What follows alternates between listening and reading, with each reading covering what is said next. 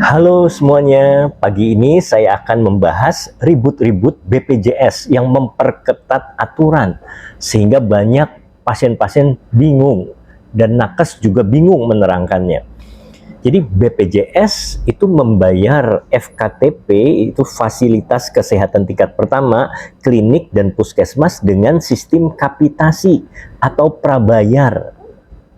Jadi masing-masing klinik atau puskesmas itu di drop sejumlah uang dulu prabayar. Ya, misalkan di dalam klinik A itu terdaftar 5.000 member, 5.000 peserta. Nah, masing-masing peserta itu diberikan jatah 10.000 per bulan.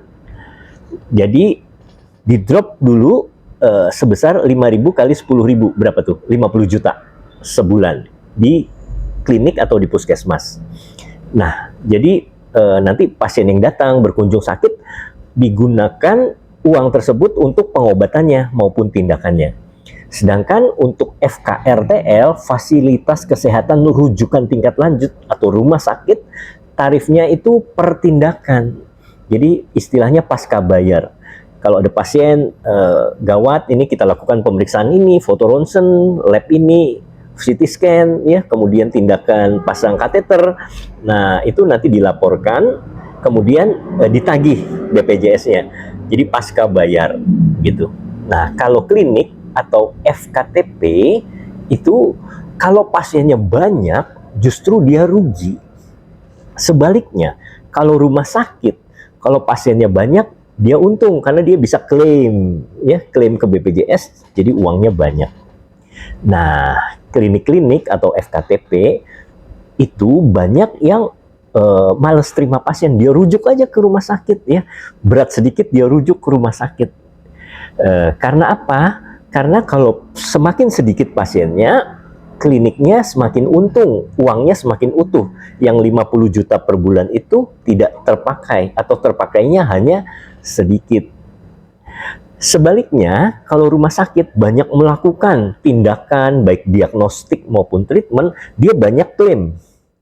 Banyak klaim. Jadi rumah sakit senang kalau misalnya dia melakukan banyak tindakan. Nah, ini yang menyebabkan fraud gitu ya.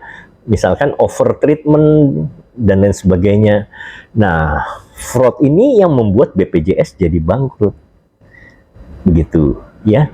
Jadi zaman dulu itu klinik-klinik sangat mendapat untung, rumah sakit juga ya. Jadi teman-teman saya pada berlomba-lomba untuk bikin klinik, bikin rumah sakit gitu ya. Karena apa? Karena dapat dana dari BPJS itu mudah. Nah, karena sekarang BPJS bangkrut, karena banyak terjadi fraud, aturan diperketat. Jadi pada panik semuanya ya.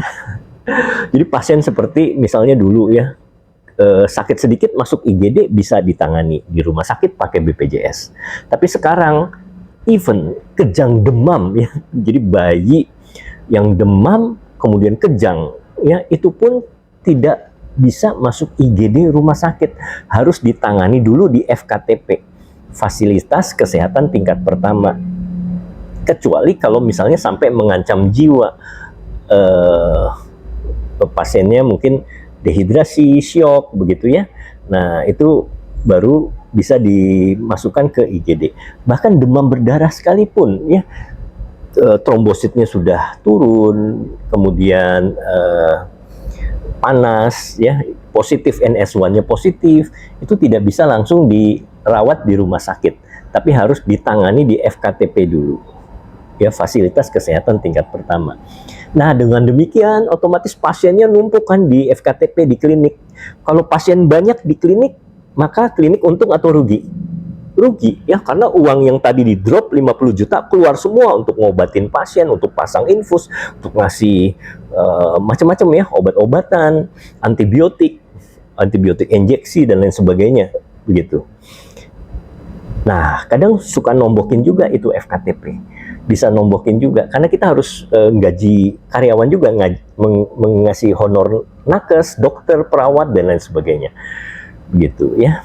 Bahkan tipes juga sekarang nggak bisa langsung masuk rumah sakit ya, tapi dirawat di klinik dulu, di FKTP dulu. Nah, ini tujuannya apa? Supaya keuangan BPJS tidak kolaps, begitu ya. Jadi memang nakes itu harus menjelaskan aturan-aturan, misalkan 144 penyakit yang harus ditangani di FKTP, gitu. Jadi pasiennya tuh harus dijelasin pasal-pasalnya dulu, baru pasiennya mengerti. Oh ya, jadi dia udah bawa pasiennya, ya misalkan diare, muntah ya, muntah berak.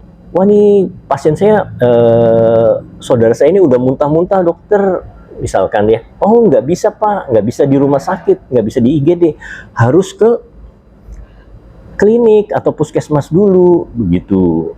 Ya, waduh, pasien kan marah nih, padahal pasiennya sudah lemes, sudah muntah berak, gitu ya.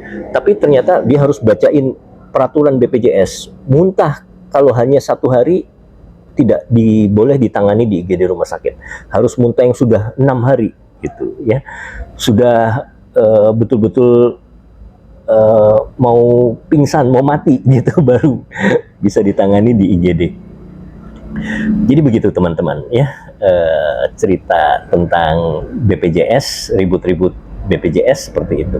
Karena BPJS juga harus memperhitungkan faktor ekonomi. Jadi asuransi itu ada hitung-hitungannya. Oleh sebab itu diperketat. Asuransi swasta juga sama. Kita banyak yang kecewa sama asuransi swasta. Udah bayar premi mahal, penyakit ini ternyata tidak di cover ya. Jadi misalnya critical illness, kita nggak baca nih, kita masuk ICU, critical illness, ternyata tidak di cover critical illness-nya, begitu. Jadi memang seperti itu, asuransi pasti memperhitungkan statistik, ya probabilitas dan lain sebagainya, sehingga tidak boleh sampai bangkrut. Demikian informasi dari saya, silakan tulis di kolom komentar.